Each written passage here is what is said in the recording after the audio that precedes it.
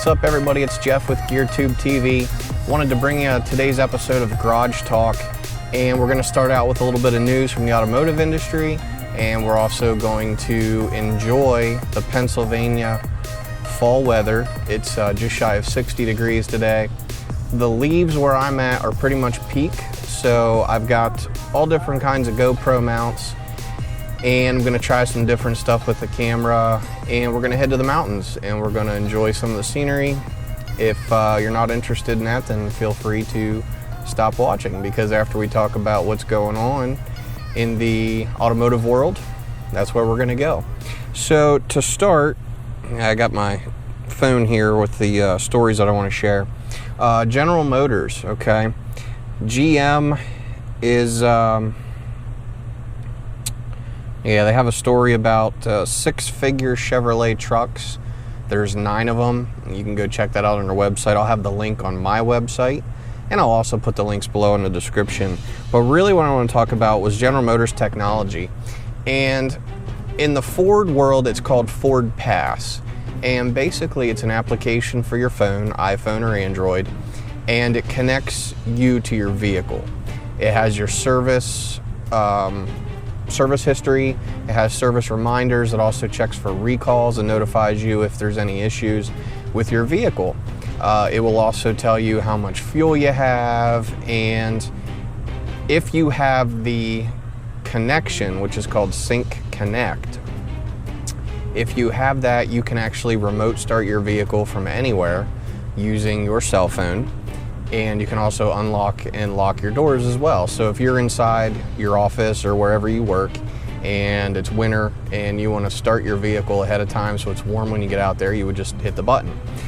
So in General Motors, they've released an application called Maven, M-A-V-E-N. So Maven is a hassle-free, on-demand vehicle access application, and I'm going to try to open the story here. It should load pretty quick.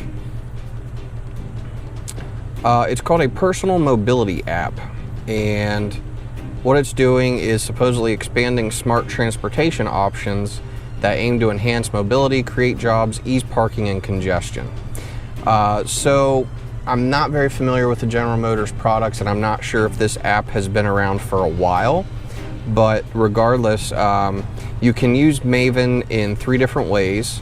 You can use it to earn money by providing a vehicle that can be used to deliver goods or transport people. So basically it's like Uber through General Motors. Maven City offers vehicles with dedicated parking spots for easy city driving, available by the hour, day, week, or month with gas included. So I guess Maven City, there's various vehicles parked throughout a city, and if you want to borrow one, you just pay through the app and borrow one. Interesting. And Maven Home provides on-site car sharing for residential communities. So that, for instance, the community I live in, it's a golf community, it's a retirement community. Basically, we could have one of these vehicles, and if somebody needs to go to a drugstore or get groceries, they could borrow the Maven Home vehicle. Interesting. All Maven vehicles are loaded with 4G LTE Wi-Fi, Apple CarPlay, and Android Auto, 24/7 advisor support through OnStar, roadside assistance, emergency response, etc. Oh, here we go. Maven Gig first launched in November 2016. Okay, so folks in the General Motors world may be very familiar with this and what it does, but apparently there's some new products coming with the Maven line that I found very interesting. In the, let's see, also, I just saw it, General Motors is using 20% of the electricity used by General Motors worldwide is going to be powered by renewable energy. So they're using 80% on the grid and 20% renewable / sort of off the grid. Interesting.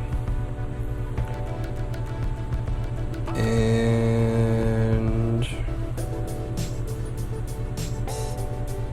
GM is going to launch a collision certification program in early 2018.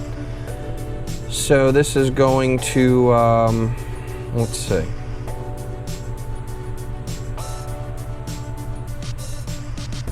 Basically, it's going to build on current training and tools-focused programs, producing standards for pre- and post-repair scanning, calibration, and overall repair.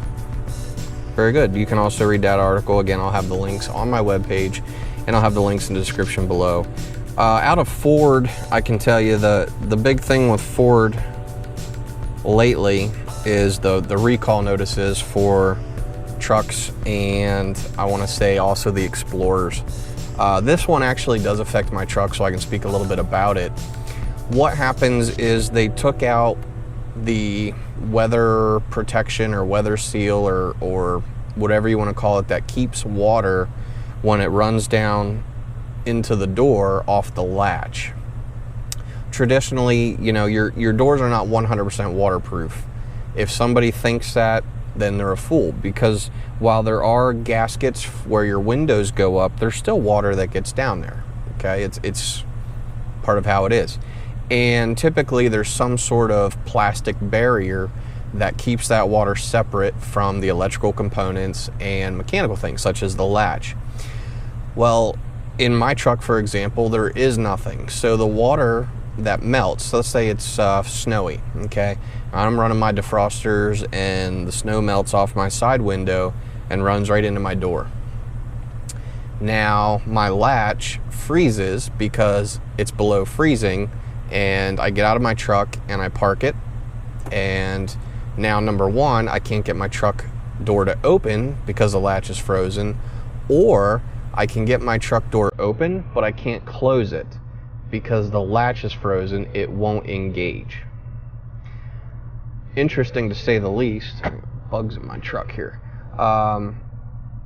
But so what they're going to do, they're going to change the latch setup in the recalled vehicles. And again, it affects the F-150s, and I'm pretty sure it affects the Explorers or the Expeditions as well. Again, I'll have that link on my website or down below.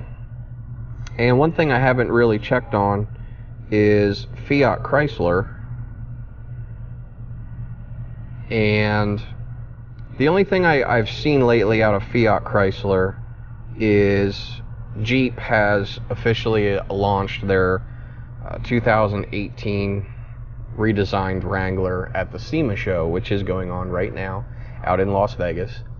And apparently there was a lot of hype about it. Now, personally, you could not pay me to own a new Jeep.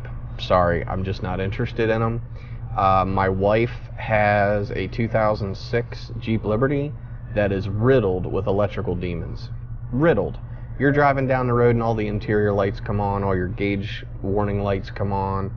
They've replaced steering column wiring, they've replaced computers in it, they've double and triple checked the alternator and the charging system, and there's really no rhyme or reason why it does what it does. When you actually turn around a corner with the headlights on, because the headlights are on the turn signal stalk, your headlights go off and then they come back on after you come around the corner.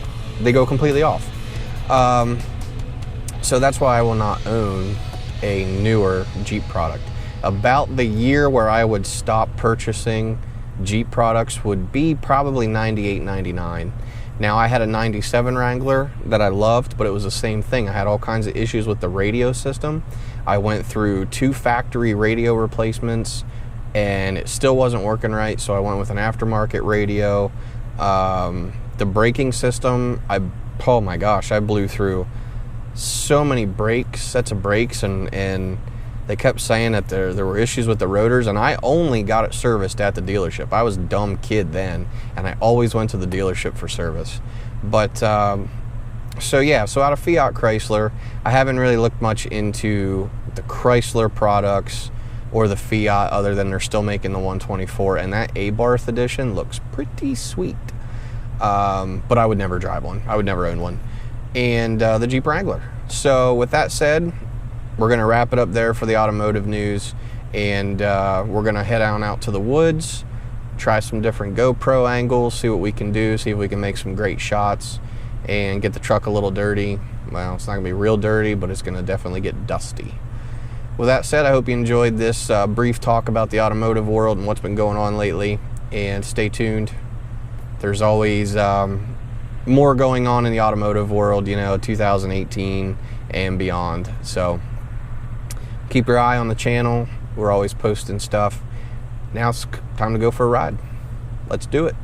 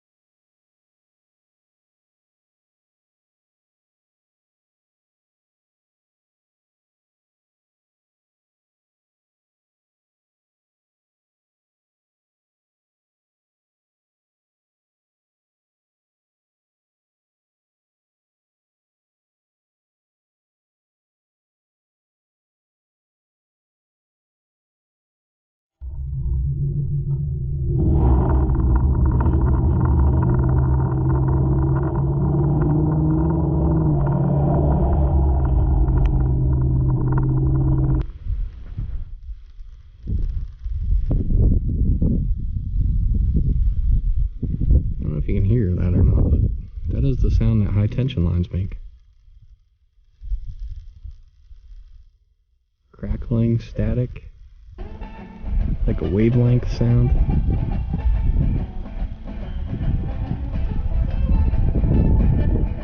Weird.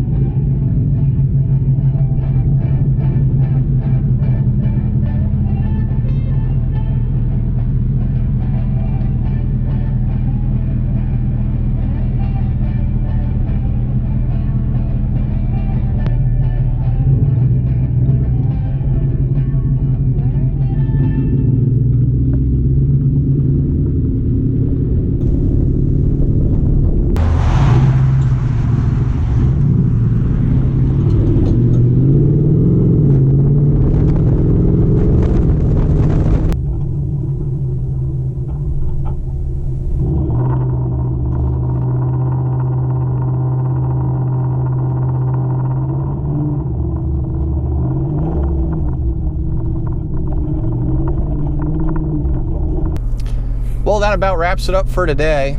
I hope you enjoyed this brief episode of Garage Talk combined with this gorgeous weather. It is now 70 degrees officially. I'm looking at the temperature gauge for outside. And spent some time in the woods. It was gorgeous out. What a great way to spend a day off. Anyway, if you didn't get outside today, well, I hope you can take advantage of it on your way home from work or after work. Or if you're the younger generation, after school. So with that said, if you haven't yet subscribed, click that subscribe button. If you haven't checked out my other social media pages yet, you can find me on Instagram and Facebook. In the next video, I have a huge announcement to make. It's fantastic. I'm really happy about it.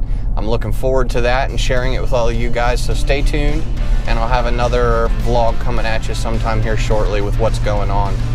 So all wrapped up, I hope you have a great weekend coming up, and we'll catch y'all later. Bye-bye.